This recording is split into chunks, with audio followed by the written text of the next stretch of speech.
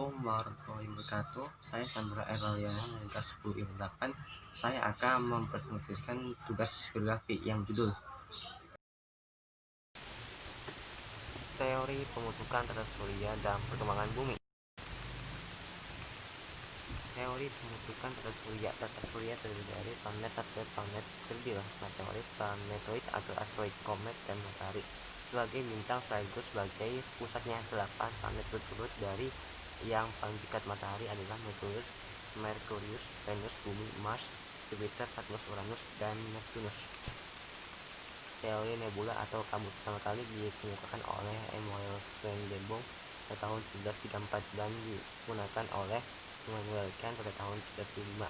Teori ini juga dikembangkan oleh Copernicus dan Galilei pada tahun 1906. Teori ini menyebutkan pada tahap awal tata surya masih berupa kabut. Kata kabut itu berbentuk dari debu, es, dan gas yang disebut nebula, dan unsur gas yang sebagian besar hidrogen gaya gravitasi yang memiliki menyebabkan kabut itu menyusut dan berputar dengan arah tertentu. Struktur kabut memanas dan akhirnya menjadi bintang raksasa yang sekarang dikenal sebagai matahari raksasa menyusut dan berputar semakin cepat menjadi gas es terlontar dan sekeliling matahari.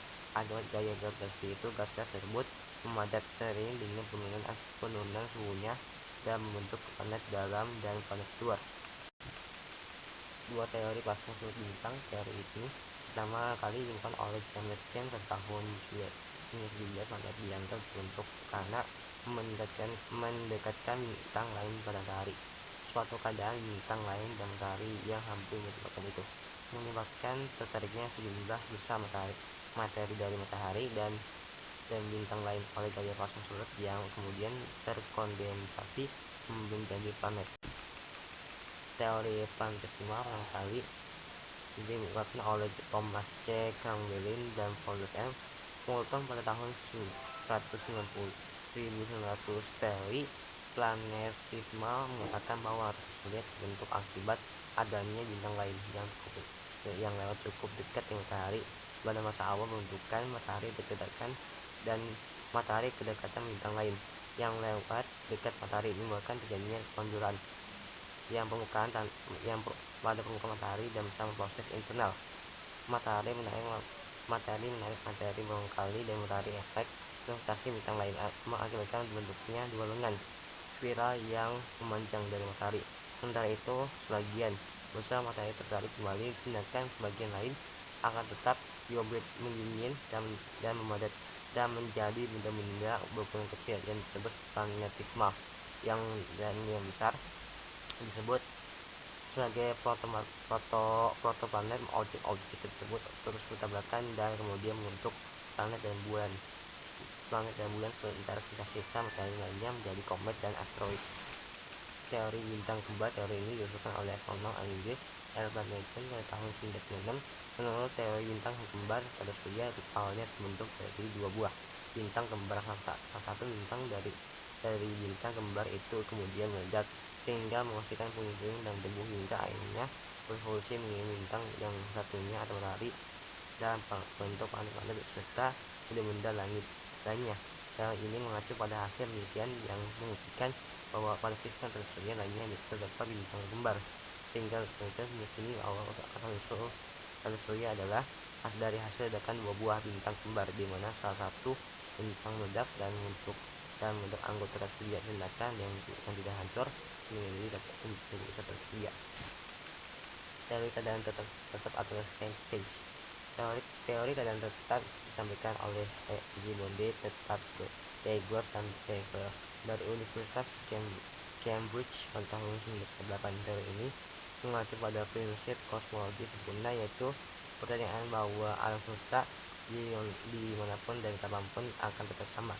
Pertanyaan ini juga didukung oleh hasil penemuan galaksi baru yang mempunyai masa sebanding dengan galaksi lama, sehingga ada anggapan bahwa alam semesta termasuk galaksi surya memiliki luas dan umur yang tidak terhingga. Dalam teori ini, ketika galaksi bergerak menjauh satu sama lain, maka akan tercipta ruang yang kosong.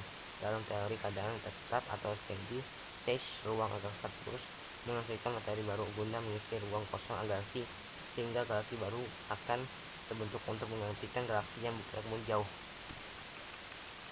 Teori awan kabut atau planet.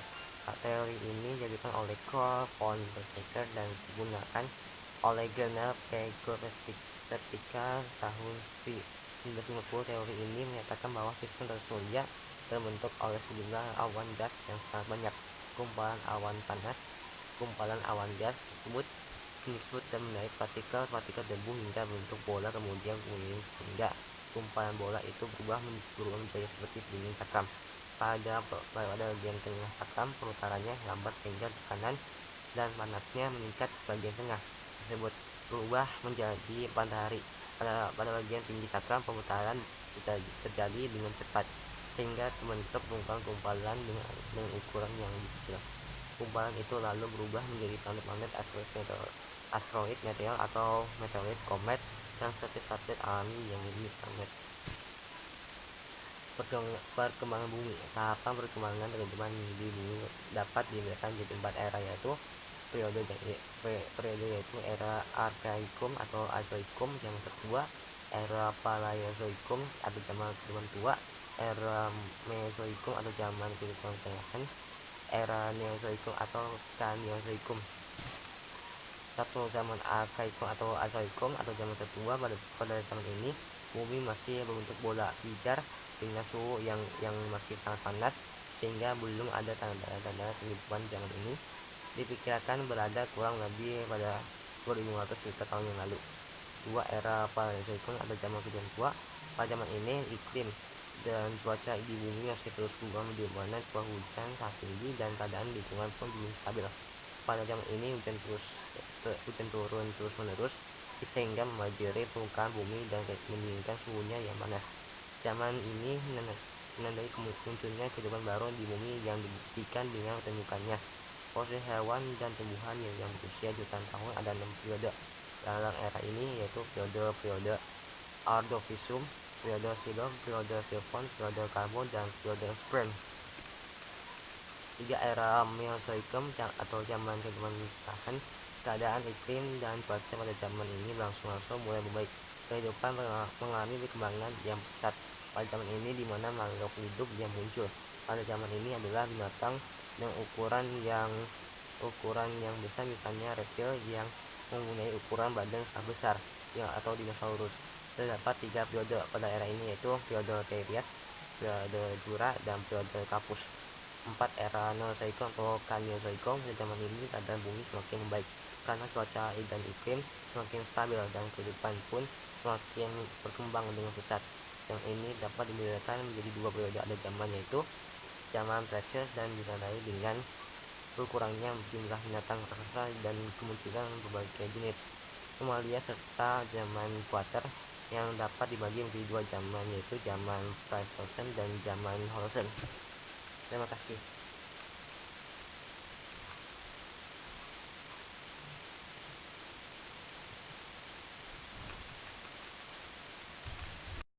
Dari presentasi saya kurang lebihnya mohon maaf.